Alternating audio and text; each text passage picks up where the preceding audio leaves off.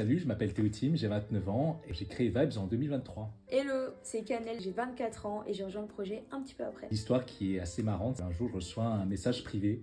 C'était moi. J'ai vu le projet sortir et je me suis dit mais c'est trop bête, c'est exactement ce que je voulais faire. En parlant, on s'est dit mais on pourrait allier nos compétences. Moi je viens plutôt du côté business, marketing de la force. Et ce qui est intéressant, c'est qu'on avait aussi une approche très différente de la communauté LGBT. Je sortais pas dans les lieux gays, j'avais pas de potes LGBT. Je passais mon temps dans les assos LGBT, dans toutes les soirées LGBT et tout mon groupe de potes est queer.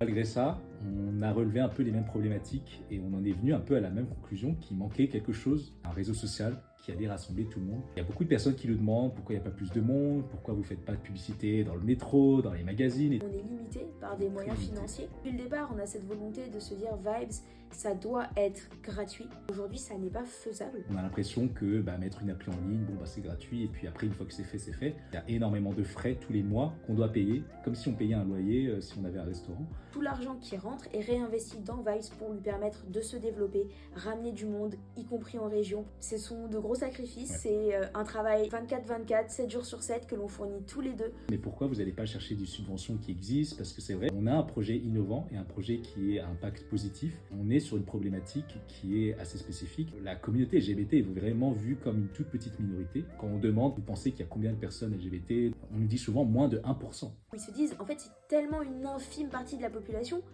à quoi bon y dédier des ressources?